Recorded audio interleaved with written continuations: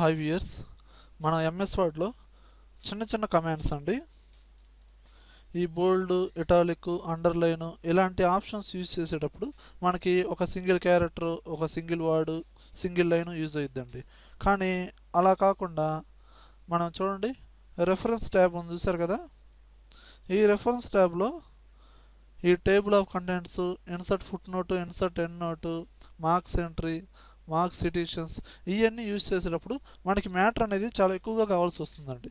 అంటే ఎలా అంటే దాదాపు ఒక 3 పేజెస్, 6 పేజెస్, ఒక్కోసారి 20 పేజెస్ కూడా అవసరం అయ్యిద్ది.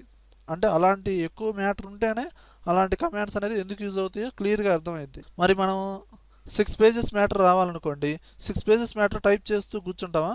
కూర్చోం కదండి. అందుకని మనకేంటంటే ఈ ఎంఎస్ వర్డ్లో కొన్ని టిప్స్ ఉన్నాయండి. అవి ఏంటంటే చూడండి వ్యూయర్స్, మీరు ఎంఎస్ ఆఫీస్ 2016 వాడుతున్నట్లయితే ఇక్కడ ఏం ప్రెస్ చేయాలంటే చూడండి, =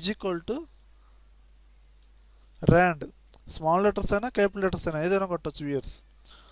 ఓపెన్ బ్రేసెస్, క్లోజ్ బ్రేసెస్. ఇప్పుడు ఎంటర్ అన్నారనుకోండి, ఆటోమేటిక్గా మీకు 5 పారాగ్రాఫ్స్ మ్యాటర్ వచ్చేసింది. చూసారు కదా. అలా కాకుండా = rand, open braces, 100,1 close braces.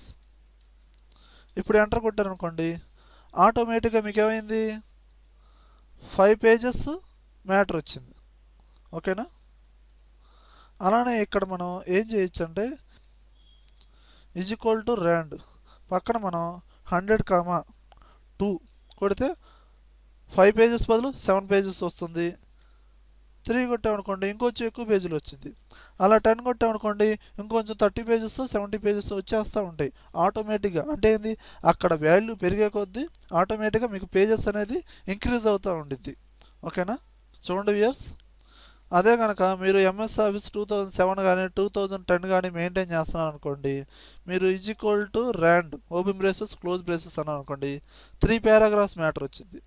అలా కాకుండా = ర్యాండ్, ఓపెన్ బ్రేసెస్, 100,1 అన్నారు అనుకోండి, 6 పేజెస్ మ్యాటర్ వస్తుంది. అలానే యాజ్ యూజువల్ అండి, = ర్యాండ్, 100,2 తర్వాత 3 ఈ విధంగా కంటిన్యూస్గా 100,100 దాకా ఇంక్రీజ్ చేసుకుంటూ వస్తుంటే పేజెస్ అనేవి ఆటోమేటిక్గా ఇంక్రీజ్ అవుతూ ఉంటాయి. వ్యూయర్స్, నా వీడియో కనుక నచ్చినట్లయితే లైక్ బటన్ ప్రెస్ చేయండి, యూట్యూబ్ ఛానల్ని సబ్స్క్రైబ్ చేయండి, ఫేస్బుక్లోను, గూగుల్+లోను, ట్విట్టర్లోను నా వీడియోని షేర్ చేయండి. Thank you very much.